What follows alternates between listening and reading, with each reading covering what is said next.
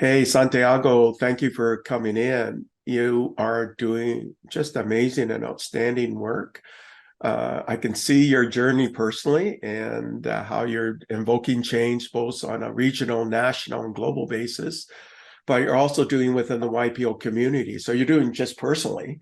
You're already showing purposeful leadership at such a young age, purposeful sort of business orientation and investments. And then globally within the YPO community, you're doing the same thing, both inside and outside YPO. So we're going to explore all of that. So again, thank you for coming in and sharing your experience with our audience.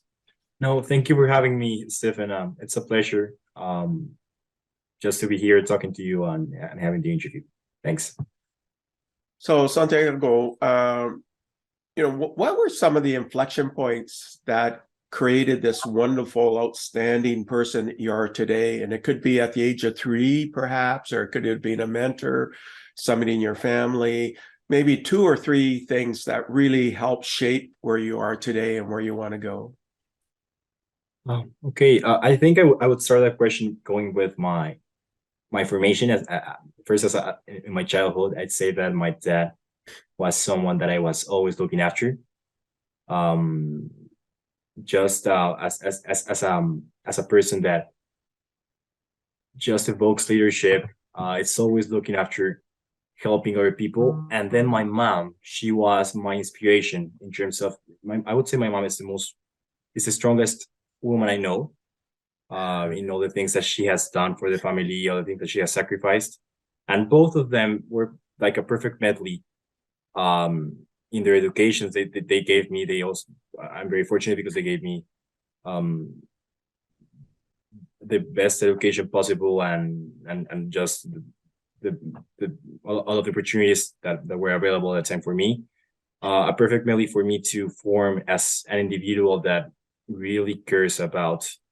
At the time, for me, it was helping others. I found it that my happiness, my passion, was when I impacted someone else, not his life in a certain way, but if I could just maybe help in a way that that person felt personally better after I intervened. For me, that was something that gave me passion, and it was something that I found that maybe my environment in Colombia. Colombia is one of the unfortunately, it's one of the countries that it's the most unbalanced in terms of Gini coefficient, Lorentz curve. Colombia is a country where you can find lots of ways that you can at the end of the day help people, and that just awakened something in me when I was very young, growing up in Colombia, that has transformed me to be an advocate of impact today, I'd say. So what I'm hearing from you, Santiago, is your father and your mother really had a big influence as mentors and really as role models, which you're trying to emulate as well. And then your country has provided opportunities from impact and really helping to make a positive contribution. And that's your passion, and that makes you happiest.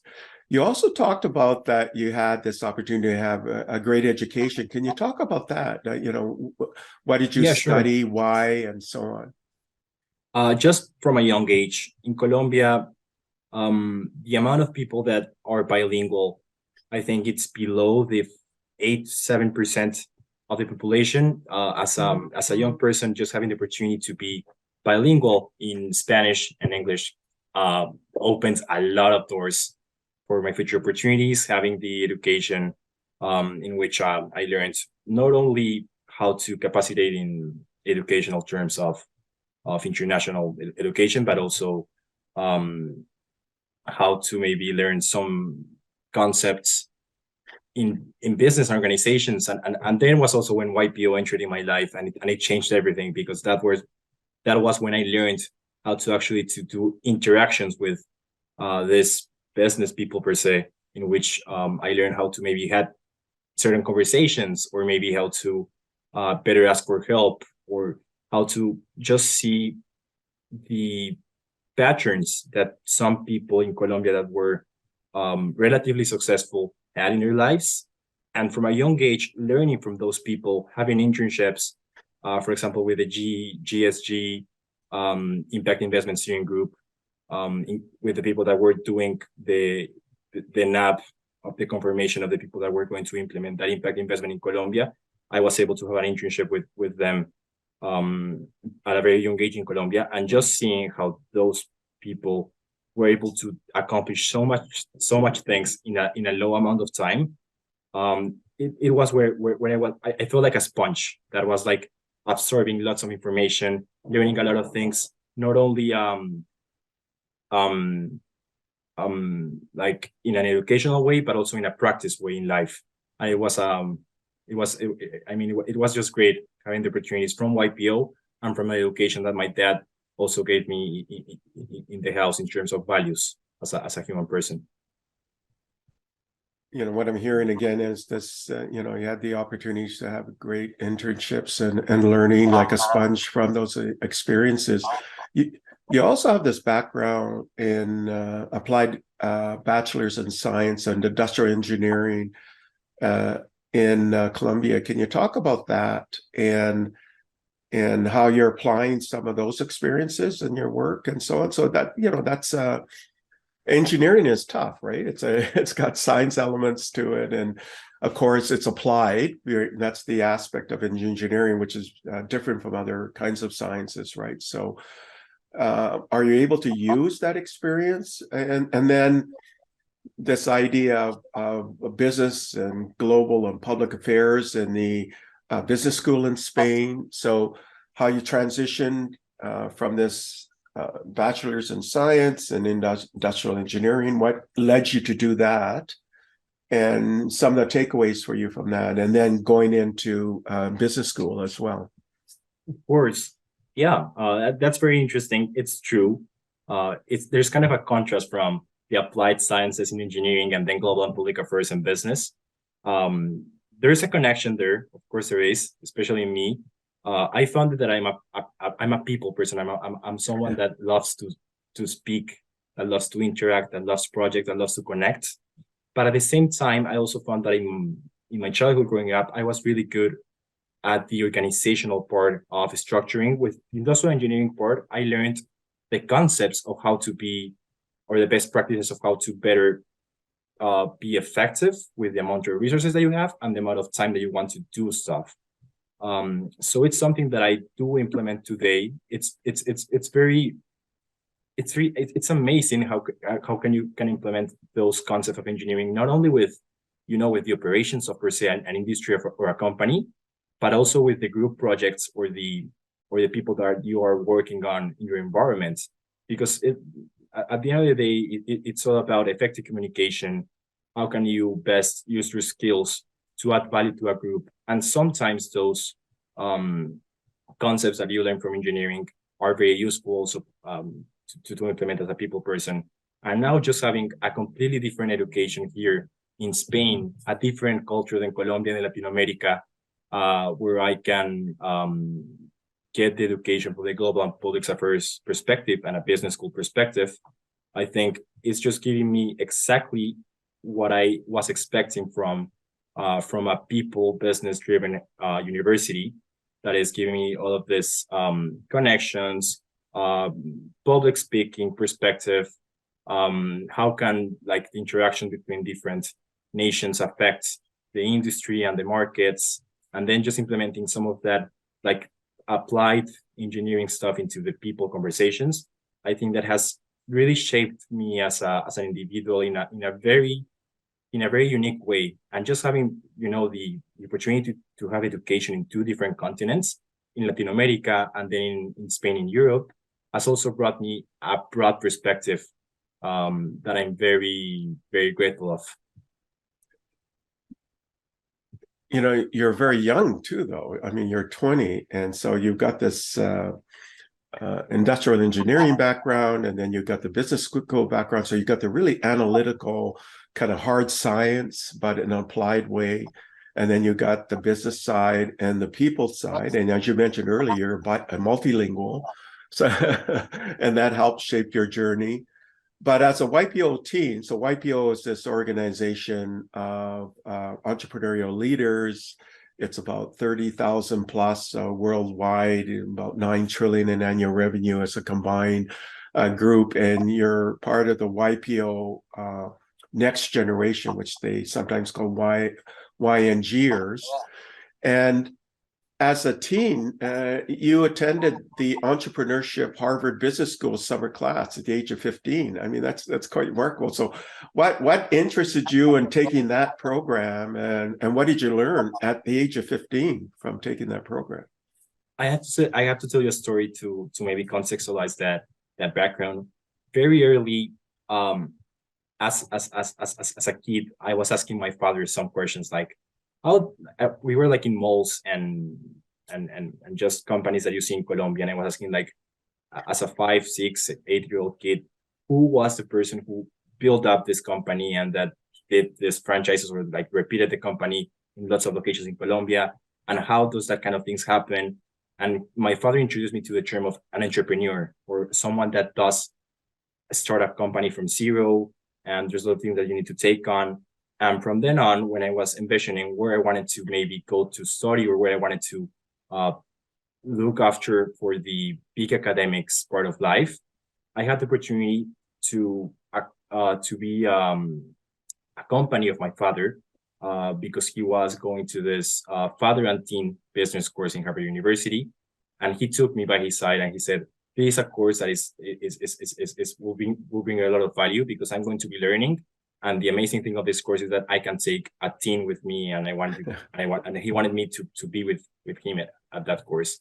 And it was an amazing course because we, the teens, 15 to 18 years old, we were learning actual business cases from university, from Harvard Business School cases, in which we had to review how companies from Harvard Business School, alumni graduates, were doing. And then after some times, we discussed in class what we would do if we were them at that time. And after discussing, the actual person from the case came to the class and told us what he did or what she did in those cases. And it was an amazing way to learn. And just adding like for example, in my case, it was my father as a mentor giving me like the feedback on what should I maybe analyze in those study cases of business. Just gave me a perfect medley to learn a lot about entrepreneurship during that teen business course in Harvard.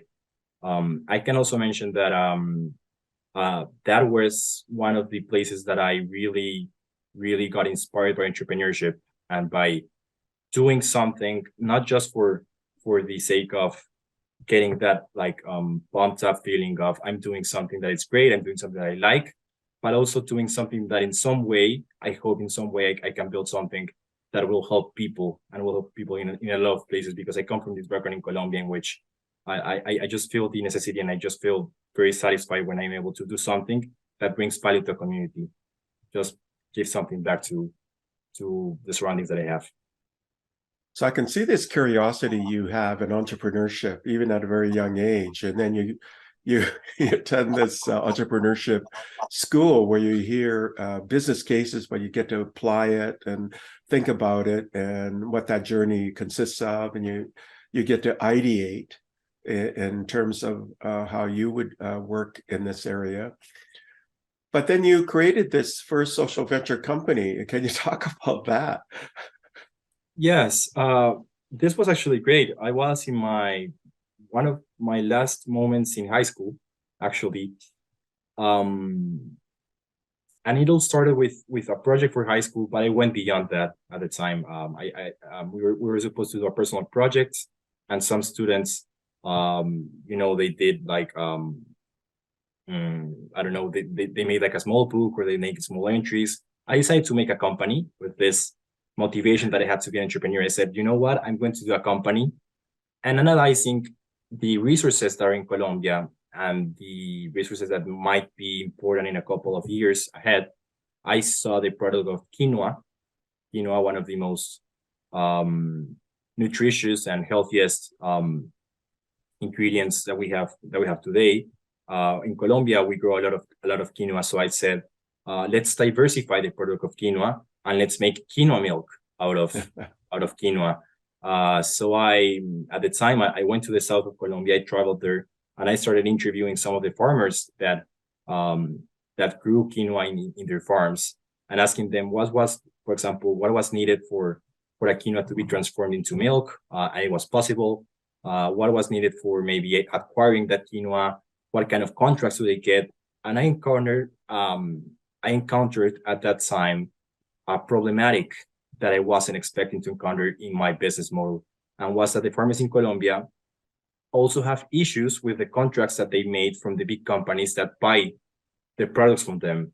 So I said, okay, this is where actually I can make this company to not only be a healthy company that has like this added value to customers, that it's a new product and brings healthy, but maybe I can make this a company that in the future can be one of the companies that is it's a study case or an example of how to bring value also to the providers, to the farmers that are selling you the products off in Colombia, for them not to get ripped off, but for them to feel that they are actually part of the project, that they're part of the what they're doing in quinoa milk.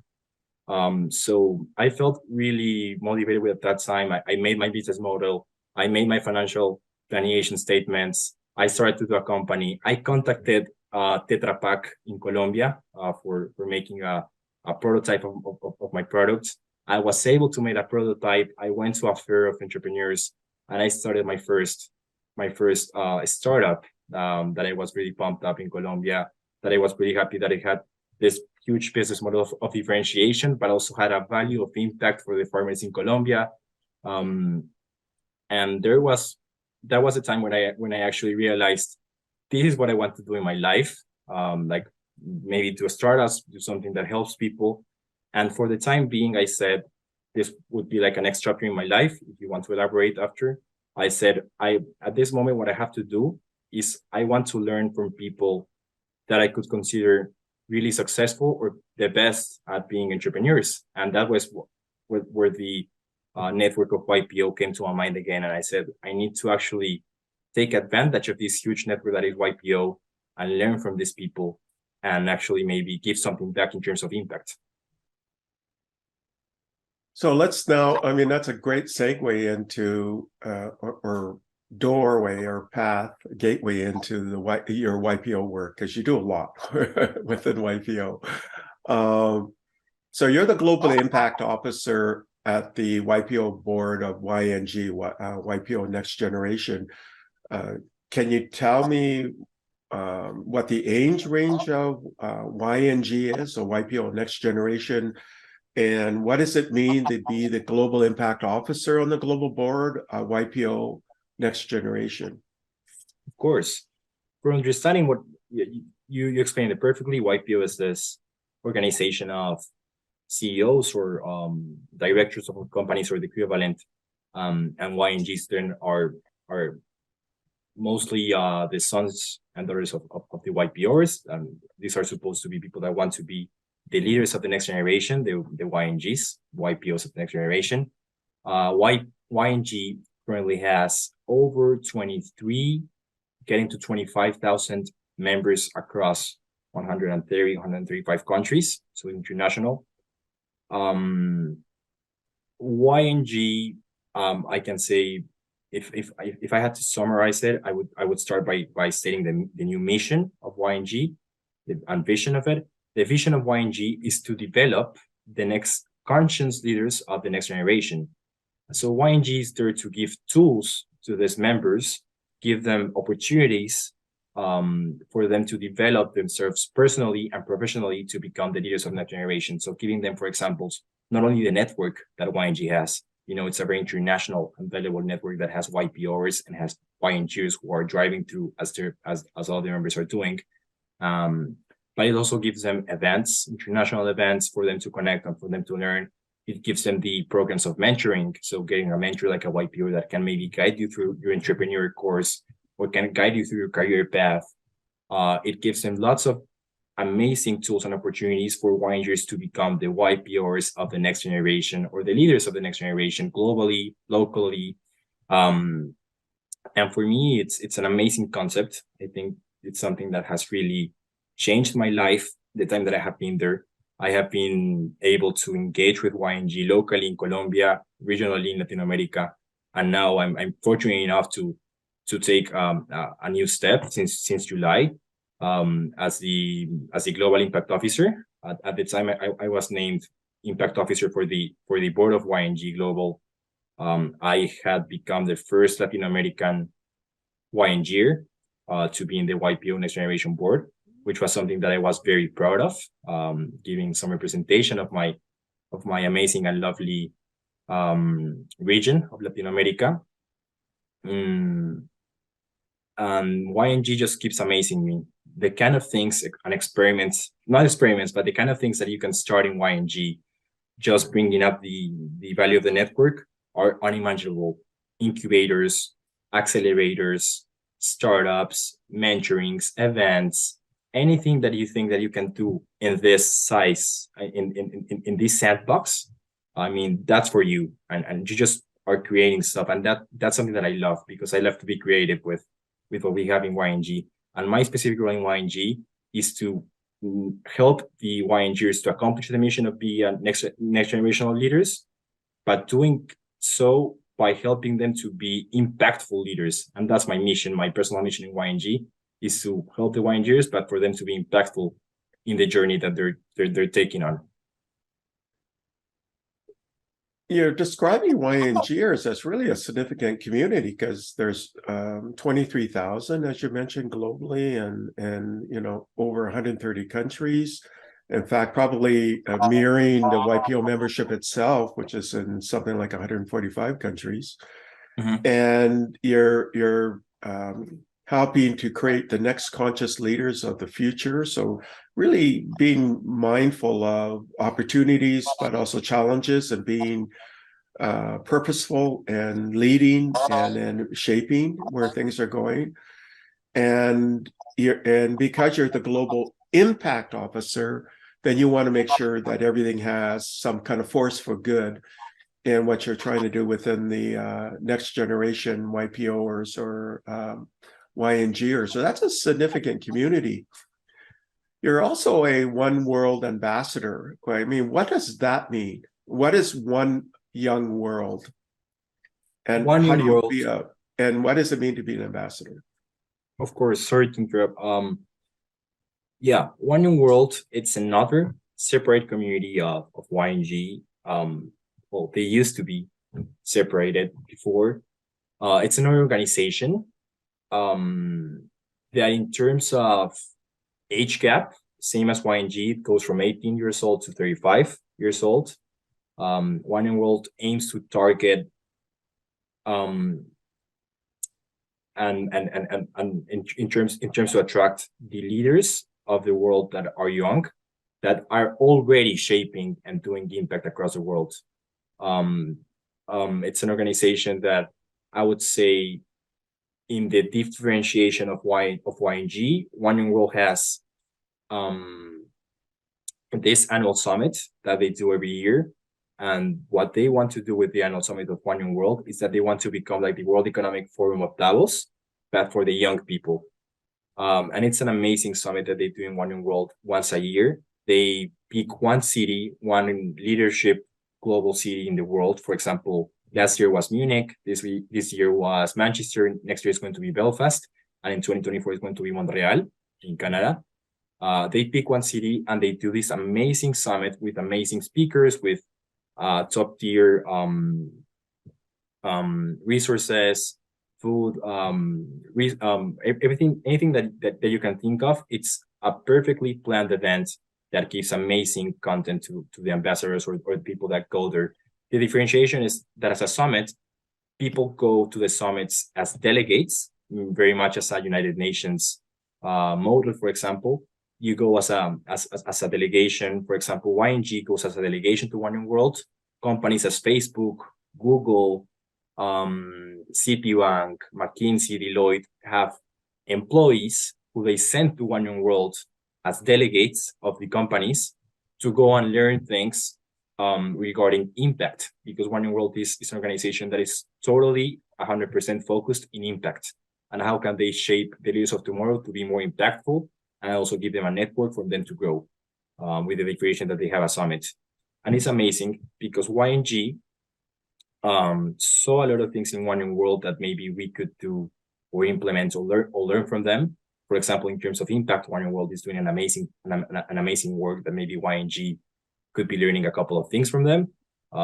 So what we did in YNG and One World is that we contacted each other, and we decided to send a delegation of YNGers to the past summit in Munich and to this year's summit in 2022 in Manchester, just for the YNGers to have like this lab of experiments to actually interact with other young leaders from outside, from the world outside of YNG, and from us to learn some of those impact best practices that maybe we can bring back to YNG and to our own communities locally. For example, me in Spain or YNGers in their home countries. And it's just a great alliance because there's like very two similar structure young youth networks that are trying to develop the next generation of leaders, and it's great to have them work with each other instead of them being something separate, you know. So I'm just very happy because at the moment we are currently shaping ways in which this alliance from YNG and One World can better function. One World has 15,000 members and YNG has 23,000 members, and there's just a lot of things that can be done with that amount of people that are trying to be leaders and trying to be impactful. So I'm just very happy to be a part of that conversation. So I can see you now then as an ambassador. You're leading YNG communities because you're the global impact officer as well.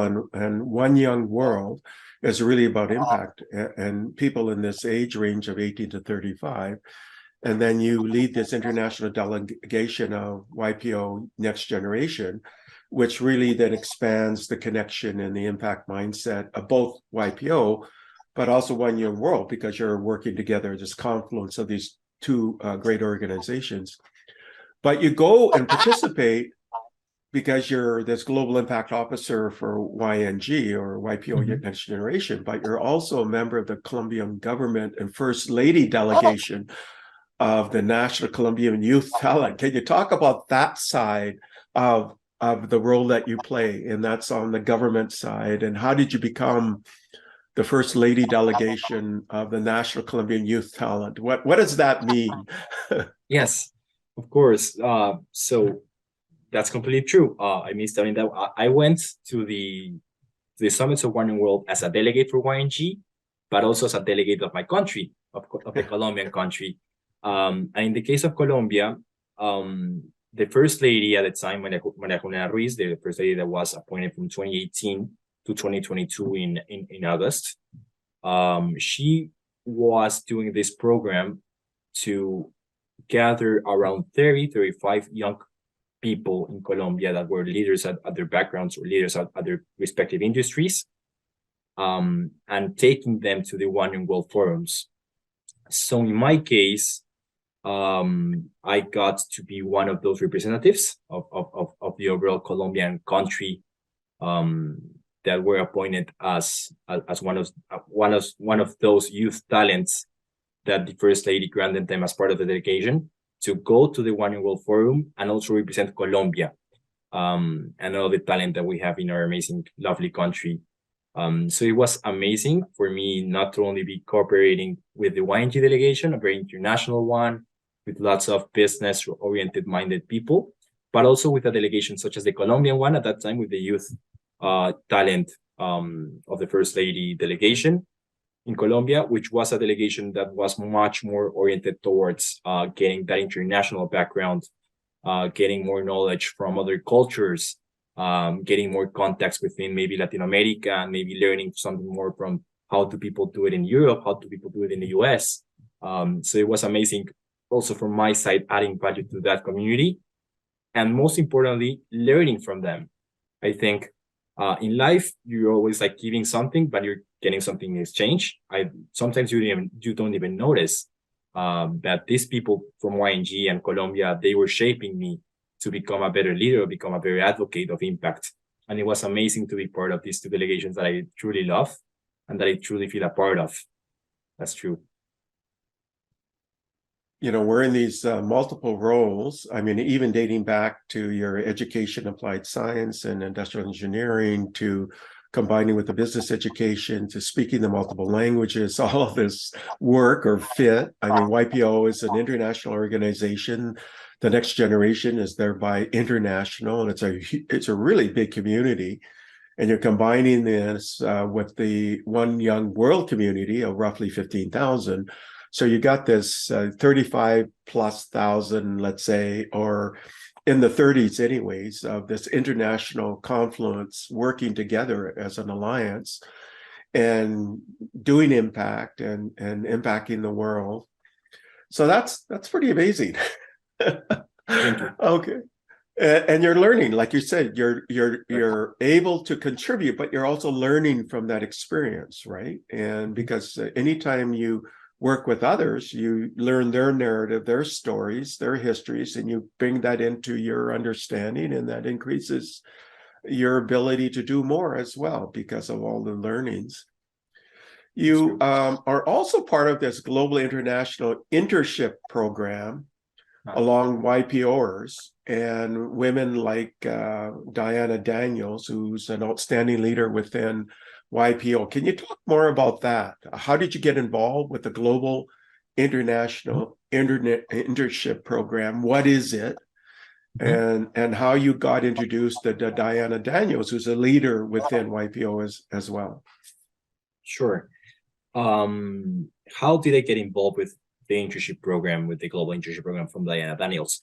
The context, the pandemic was starting in 2020, and at the time I was a member of the Latin American board of YNG, and at the time I was the engagement officer for Latin America in YNG. But I had a call in which I met Diana Daniels, who is a YPO member of the Greater Europe chapter. She's based in Barcelona, but she's Mexican. And she was creating, at the moment, she was just starting this internship program to encounter opportunities of job opportunities to battle the COVID response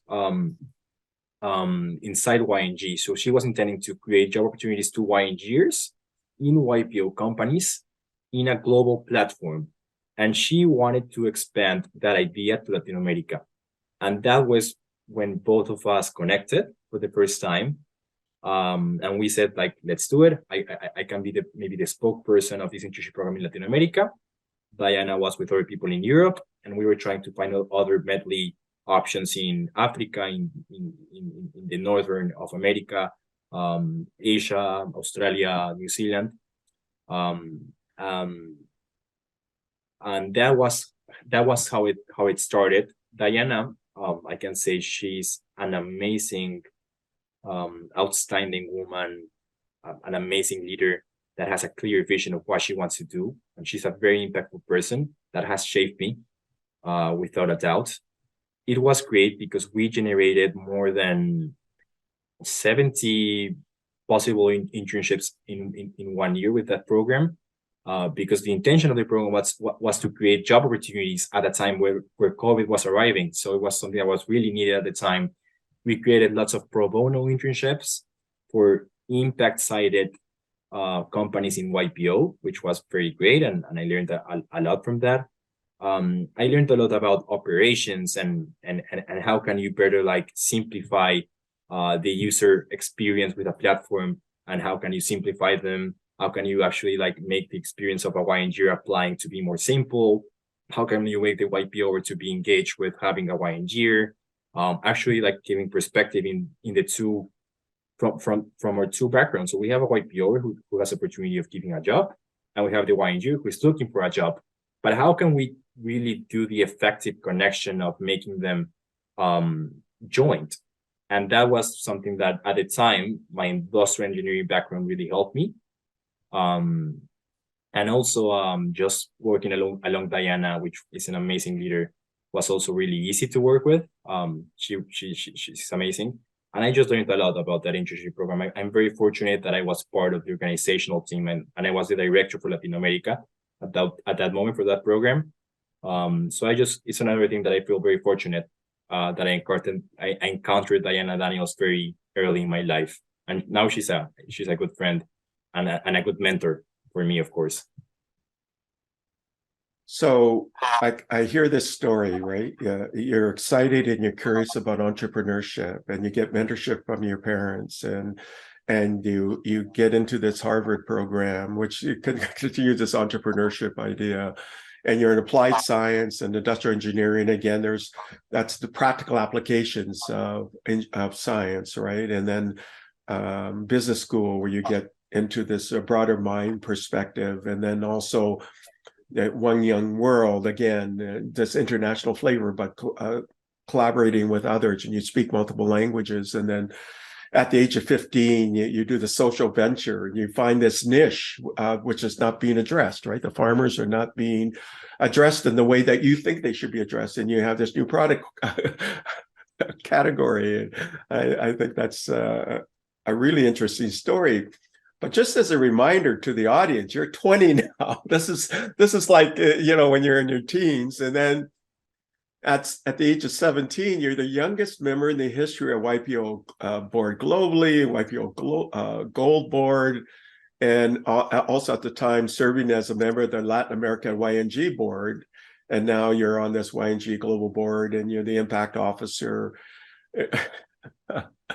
And then you're part of this internship program as well, a key principle in that, ensuring that that's successful. And then now you're part of something called the first ever in the history of YPO, the over 70-year history of YPO, of this Global Impact Summit. So can you talk about that and your view of this Global Impact Summit, or GIS is what it's known as, and what you hope to do with this Global Impact Summit, and what you, from your perspective, hope to achieve from the Global Impact Summit? Of course. So the Global Impact Summit, as you said, the GIS, it's, I'd say, the most, from my opinion, the most passionate event that YPO can bring to some of the members. And we have the amazing opportunity that YNGers, YPOers of the next generation, are getting invited to this one. It's the first time that it happens, because last year, the GIS was virtual. It wasn't live, and the year before that, it was the same. It wasn't live because of COVID. So first of all, I see an opportunity for YNGers to make an amazing impression, or an amazing performance in the summit, the YNGers that attend. So in that way, YPO will see with better eyes to have us as an asset in the next global summits to come. So they will want YNGers to come to next summits. And I will tell you why, I think, and what's my perspective on that. Specifically in the GIS, being impact, I feel that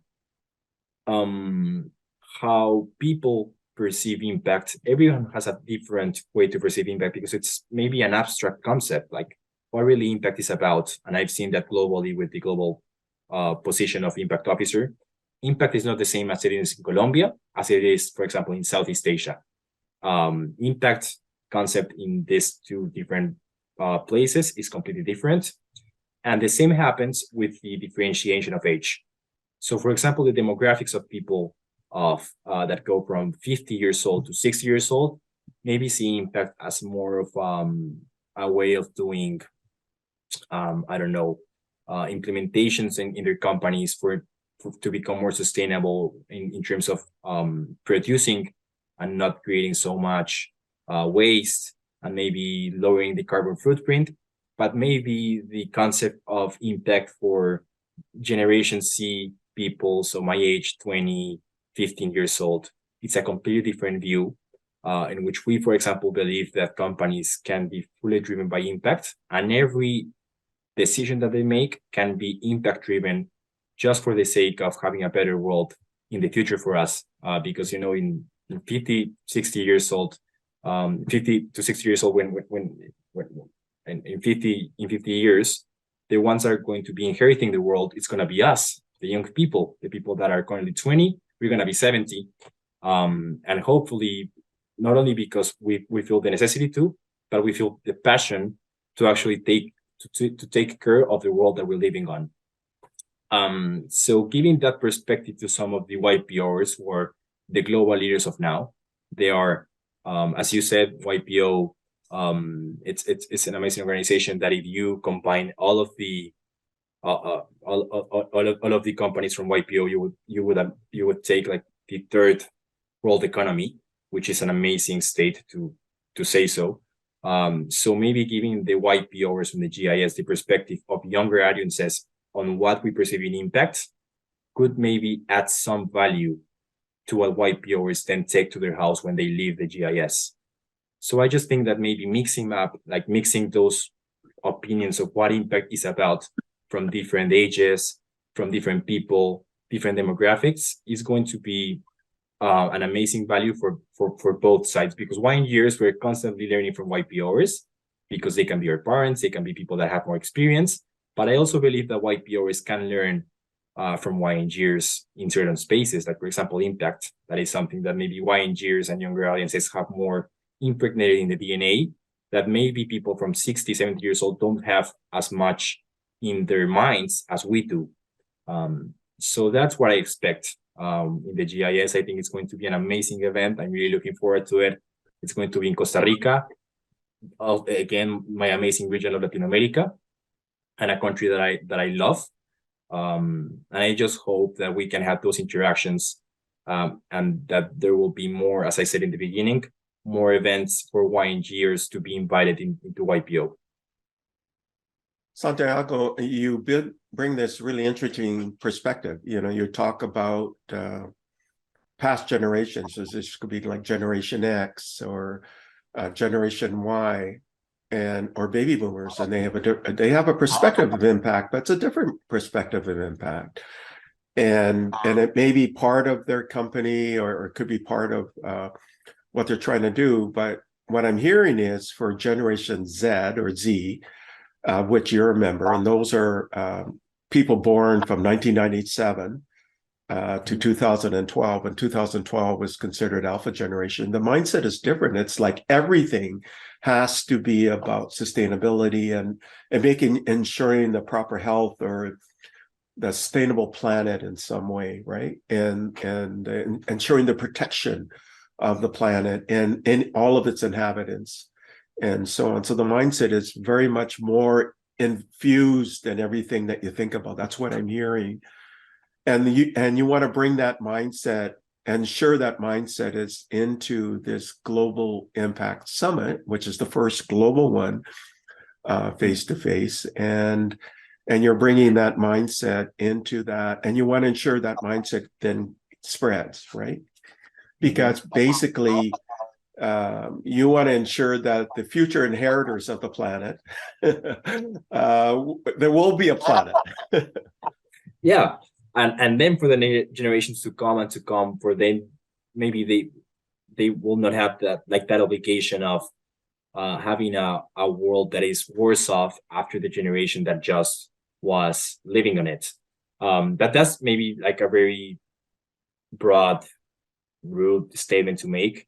I think it's more about the passion that for different reasons Gen Zs and younger audiences have had towards impact and towards being more sustainable, that maybe we can I don't know, interact in some sort of ways with the YPOers.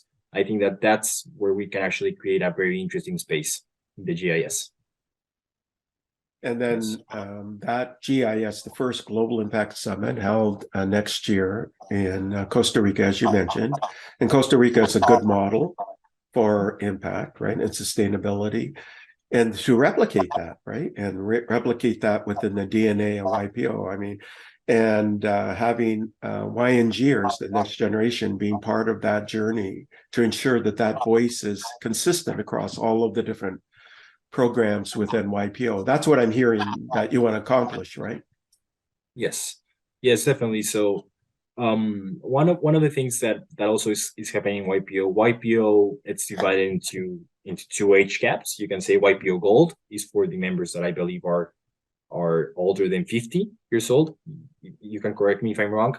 And YPO members without the gold name tag are below 50. And I believe at the moment there are more YPO members, the YPO Gold members than YPO members. And that in some sort of way speaks a lot. in the YPO vision or how YPO is doing what they're doing, because that means that they are maybe giving more value, or they're recruiting more people that are per se people upper from the 50 years old gap, and maybe not so many young people. Or you can see it in another way, and it's that maybe the younger audiences are not as attracted to join YPO at this moment in life. And when you ask yourself, why could be that the next CEOs and the next business people of that are going to be leaders of the world are not attracted to YPO, one of the things that comes to my mind is because YPO is not focusing maybe enough in impact in the global perspective. So that's why I think that it's very important to open to conversation and to a discussion for YPOers and YPOers that are gold members, to learn from their sons and their daughters, the YNGers, or to learn from the younger audiences of why maybe if we happen to maybe become YPOers, or if we have the opportunity to be in YPO, why would we like to join, or why would we not like to join YPO? Those are things that I think that YPO should be taking into account for the next 10, 20, 30 years if they want to attract a new generation of CEOs, a new generation of presidents of companies, director of companies. I think it's very important for them to start diversifying and to start innovating in their missions and their vision that they see for the company, for the organization. Those are very good points. So you're talking about the institutional sustainability of YPO as an organization itself. And you just indicated that YPO Gold, those are 50 and above, are actually greater in number than those that are under 50. And that speaks to then the value that people are deriving from the organization. And you're saying that if you want to attract young people, Generation Z, Alpha generation, to come in to join the organization, then you have to have a compelling value statement. And you're saying that the compelling value statement for young potential YPO members like yourself is all about impact in some way, and a sustainable planet and sustainable ecosystems and so on, and really having a genuine care for that future sustainability. So that's a great message, and it's probably true of everybody. Multinational CEOs be more mindful of, how can we preserve this planet, care for the planet to ensure that it continues, and you can see that mindset changing, or you see these large investor groups like BlackRock and how they're have changed their mindset in terms of impact. And not to be confused with the word impact, because different people have this connotation of impact, but ensuring that things are sustainable in a positive way, right? So those are great messages, and you bring that. You definitely are exhibiting all of that. So it's not like you're talking about it; you're actually doing it. Thanks. And so you're a model for us older generations to follow, right? And that's where you talk about this bi-directional learning. You're learning from the older generation, but we learned from you as well, right? It's bilateral, definitely. It's reciprocal. I'm learning from the people that have more experience than I do. 100%, but I hope that maybe I can give some of my younger vision to the organization of YPOers and YPO Golds. That's true. Yeah, and really to the broader world community. So because really YPO is a member of a much broader ecosystems that are out there, and ensuring that some of this journey, some of the positive lessons from the Global Impact Summit, then distribute globally outside of YPO, because YPO is still part of many other communities, right? So certainly it is. Yeah. I completely agree with that. I'd say that not only me, but at the end of the day, if YPO really wants to stand out and continue being this amazing, valuable organization of CEOs for the next years, they definitely need to take into account some different visions of how the company, of how the organization, of how they want the organization to be in the following years. And I'm not saying that YPO has to be completely super sustainable, impact minded, but it should definitely be one of the factors that they should be taking into account for the following years. when I was entering the role of YPO Next Generation Impact Officer, that wasn't one of the missions that I had, or one of the objectives that I had while entering the role. But as I continued in my first months, learning and talking to YPOers, and starting to listen and to be empathic with the problematics of the organization currently from YNGers and from YPOers, I started to learn that a YPO could maybe envision this kind of things, of having a more impacted vision in the future. So yeah, I just guess that at this moment, as I embarked the role a couple of months ago, one of my new objectives, or one of the things that I want to leave, by the time I leave the impact officer role, I would love for YPO to have at least heard me, or for me to have a degree of influence into YPO's vision and YNG's vision into how they do things. Well, that's quite admirable. And considering your history, you will have influence, because everything you do has influence. Thanks. And you're very mindful and very purposeful in your leadership. In fact, it's demonstrated leadership. You're very purposeful and mindful in your business, and you're very purposeful and mindful in how you invest and in internship programs and things like that. So you're definitely living and breathing and actioning all of the areas that you talk about.